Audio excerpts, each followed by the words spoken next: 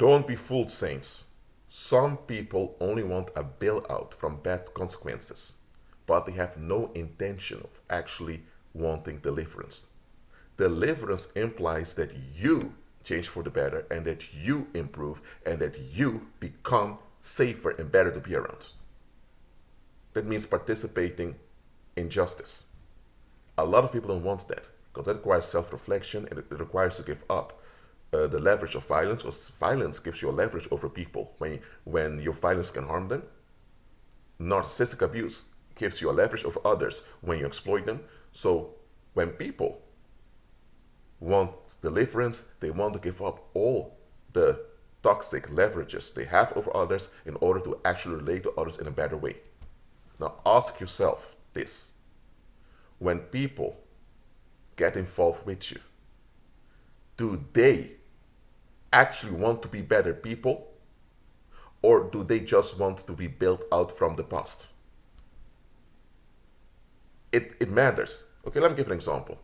Let's say you have relatives who used to treat you like trash. They were not there for you, they neglected you and all of this, and suddenly they want to catch up with you. They are so interested in catching up with you. Why? Look at the timing. Why didn't they have this desire and this urge to change for the better years ago? Or because years ago you were struggling. Years ago you were going through financial difficulties. Years ago there was no benefit of them being involved with you. Now that you're financially stable, now that you're prosperous, now that things are working smoothly in your life and things are going downwards with them, now suddenly they want to be better people and they say sorry for the past and all of that. What's really going on? Look at the timing. They need a bailout from the consequences of their negativity that's haunting them. So now they want to exploit your current blessing to bail themselves out for how they treated you and treated others in the past. But they will fake as if they are changed for the better. Some will even fake being believers and serving the Lord just to get access to you. And then you have people who did stupid stuff in the past. They admit they were wrong and they admit they can't take back their actions, they can't turn back time.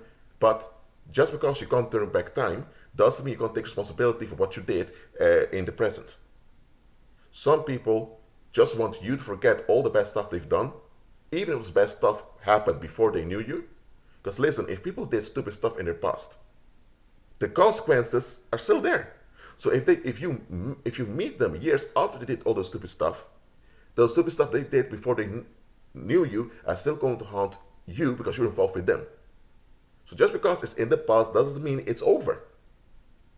So, but are those people willing to become better people? Or are they just seeking relief? Too often, we reconcile with people, or too often we remain involved with people who just want relief. So those people are actually using us to bail themselves out. It doesn't appear that way, because they appear so genuine, but you look at the context, you realize something's off here.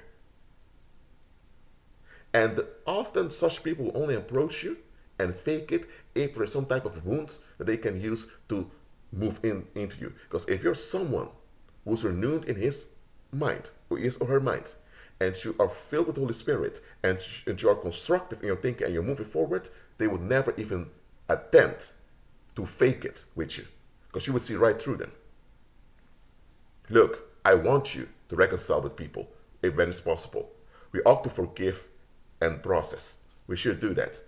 I'm all for reconciliation and harmony and all of that, but it must be true. It must be safe.